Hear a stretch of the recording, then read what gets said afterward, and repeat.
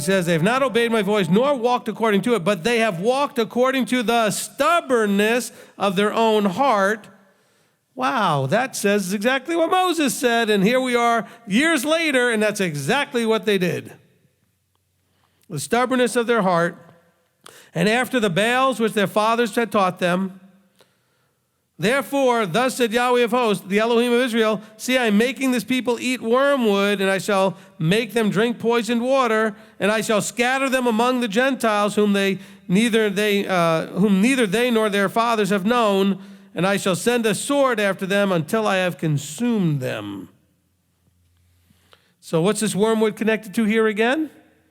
It's connected to drifting off and doing things from covenant into something that you might think is covenant, but it's not. Or just completely leaving it and doing something completely different and leaving the covenant completely. He said, I set this stuff before them. They have forsaken it. Forsaken it meaning they have decided that they or somebody else knows better. How's that for a better definition? Maybe when he says forsaken, they have forsaken my Torah. It's not like they just took the Torah and said, I don't need it. No, they have decided that they found something better or more appealing, so they just decided to no longer do. They didn't just stop doing Torah because they just didn't like Torah. They found something else. They walked according to the stubbornness of their own hearts and after the Baals, the other false Elohim, which could be anything that becomes an idol to you, what you put before Yah. It doesn't have to be another religion. It doesn't have to be an actual physical idol.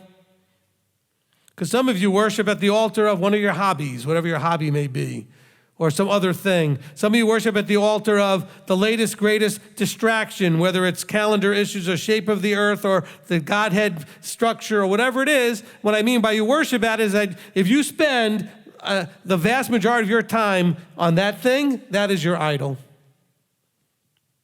If you look at your 24-hour day, of which you spend 16 of it awake approximately, how many hours of that day do you focus on your Creator and His Word, or on some pet, separate little hobby, doctrine, whatever?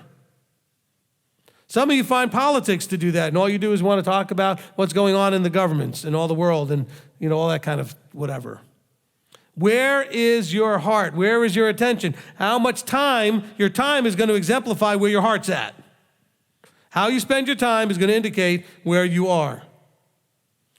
He says, they walked according to the stubbornness of their own heart and after the Baals which their fathers had taught them. So this is a generational curse. They learned from the mistakes of their fathers and did what their fathers did.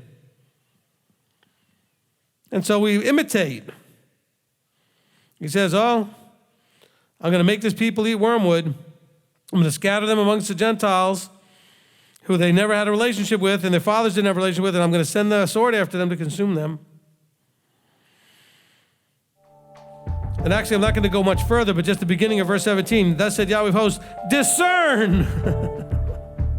Discern. Use discernment. Wake up, pay attention, make better choices. Where is your discernment, people?